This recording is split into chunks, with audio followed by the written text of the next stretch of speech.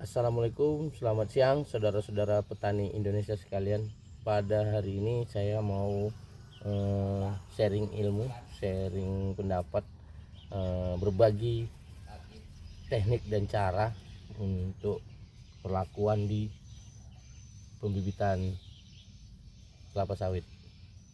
Karena kebetulan kita memakai sistem double stack polybag, oleh karena itu maka kita harus mempersiapkan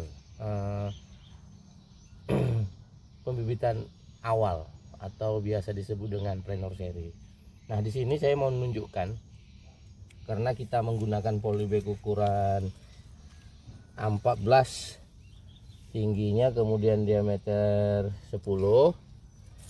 Ini sengaja kita buat lebar bed itu adalah 90 cm, dimana satu baris itu bisa memuat 10, sehingga kita mudah untuk menghitung jumlah polybag nantinya. Jadi ini kita buat 90. Nah, untuk panjangnya disesuaikan dengan kebutuhan. Nah, di sini saya memberikan penjelasan lagi. Kemudian setelah kita buat bed seperti ini, lalu polybag disusun rapat. Polybag yang sudah diisi tanah tadi disusun rapat, satu baris itu 10 sel tanaman. Sementara untuk jarak antar bednya itu adalah 30 cm ya, 30 cm, sehingga untuk memudahkan kita dalam mengontrol. Ini kita berdiri di tengah ini untuk menyiram, kemudian seleksi bibit nanti kita lakukan seperti itu. Kemudian penggunaan media, ini kita gunakan tanah topsoil itu 70%, 25%-nya kompos, 25%-nya kompos. Nah, kemudian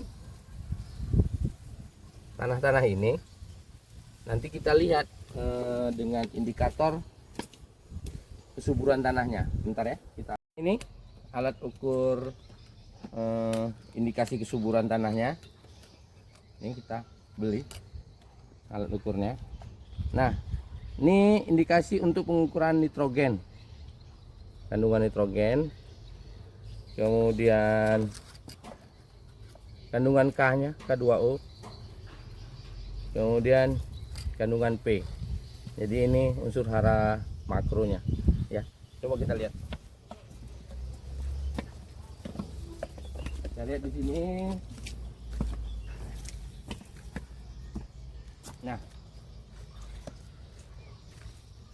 awal kita lihat dulu kondisi kandungan P2O nya ya. Kita hidupkan seperti ini sampai 0. Nah, ini udah 0 ya. Nah, kemudian tinggal kita tusuk aja. Nah, situ terbaca kandungan P nya ada 2, ada 3. Nah, seperti itu. Kemudian setelah itu kita lihat lagi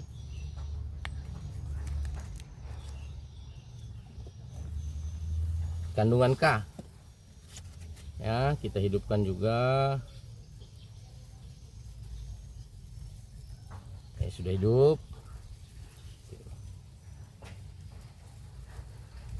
Ini sudah hidup ya. Kita lihat lagi. Nah,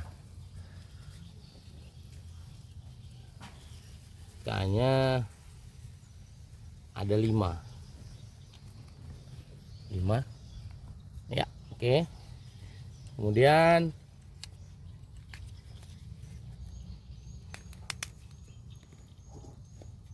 kita lihat lagi nitrogennya ada berapa.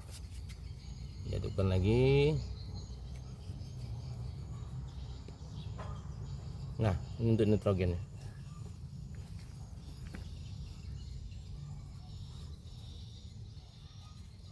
Nah, ini ketika kita mencampur tanah topsoil dengan 25% kompos ya. Tuh. Kemudian di sini kita juga udah uji coba menggunakan kompos 100%. Ini bisa kita tunjukkan ketika kita menggunakan kompos 100% itu kandungannya apa-apa saja. Nah, ini ketika kita menggunakan ini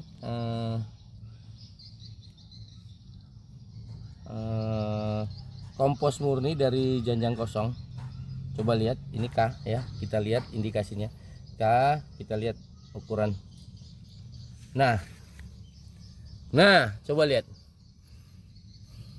Jadi ini akan jauh lebih subur ketimbang di 96 ya. Ini jauh lebih subur ketimbang kita hanya menggunakan 25% komposnya.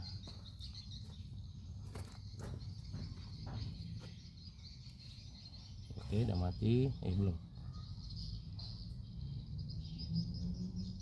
Nah. Ini kemudian kita lihat lagi nitrogennya ya. Nitrogen di sini berapa? Nah, coba ada 21.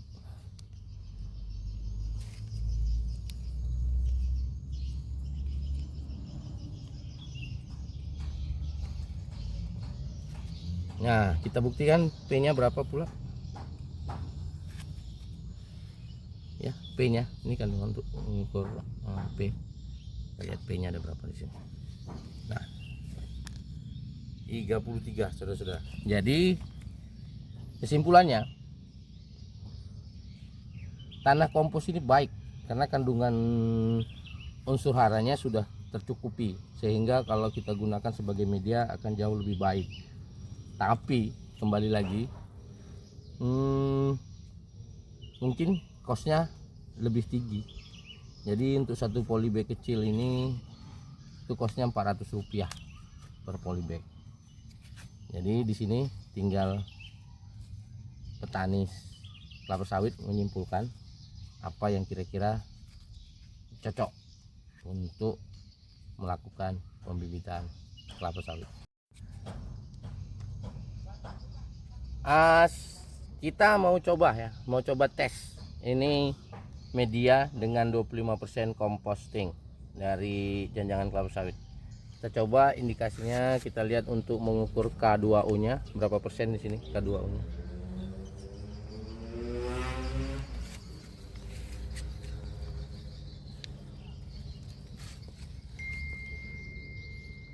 Cukup baik, ada 17.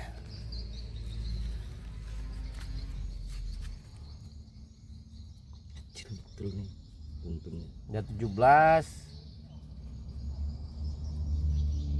Saya pikir untuk bibit perennial seri cukup ya dengan komposisi 17. Kemudian coba lihat lagi nitrogen. Nih, kita ukur ya kandungan nitrogennya ada berapa.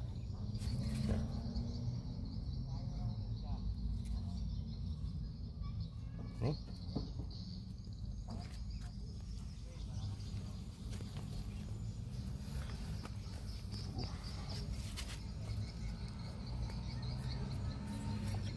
Ada 10 kandungan nitrogennya, masih cukup baik juga.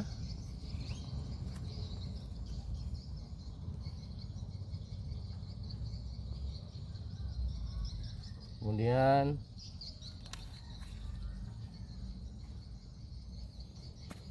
P2O nya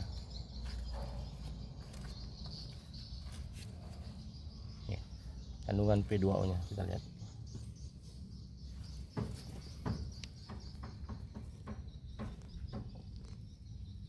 ya 9. Jadi cukup, artinya tadi sudah kita lihat juga yang ini, yang kompos murni memang terlalu tinggi.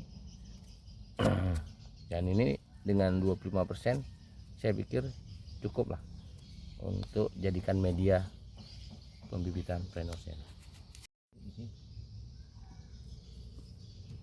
Oke teman-teman petani, saudara-saudara petani Indonesia sekalian. Nah tadi kan kita sudah kita tunjukkan yang menggunakan tanah berbanding dengan 25% kompos.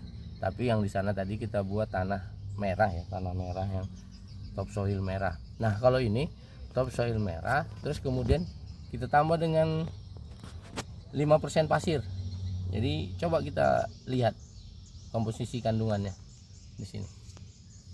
Nah ini untuk P-nya ya, P-nya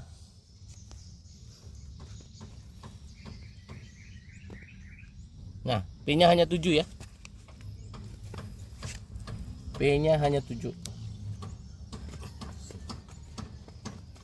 Kemudian ini K, kandungan K2O-nya.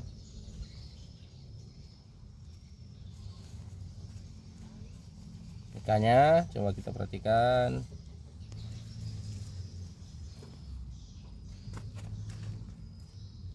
Ada 15 kandungan K-nya.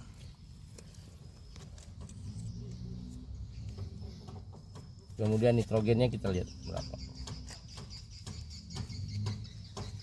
Ini kita lihat ya, nitrogen. Nitrogennya ada 5. Jadi seperti itulah kita atau kami di sini, setiap media yang akan kami gunakan untuk mengecambahkan bibit itu kami ukur semua kandungannya. Nah nanti yang seperti ini nanti kita lakukan perakuan untuk meningkatkan K-nya, N-nya, kemudian nitrogennya, kaliumnya dan fosfornya. Nanti kita lakukan perakuan dengan menambah pupuk atau pemberian pupuk.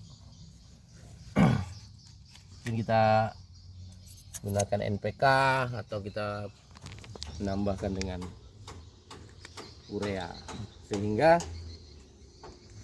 syarat-syarat untuk menjadi tanah subur sudah tercapai. Sekian dari saya. Assalamualaikum warahmatullahi wabarakatuh.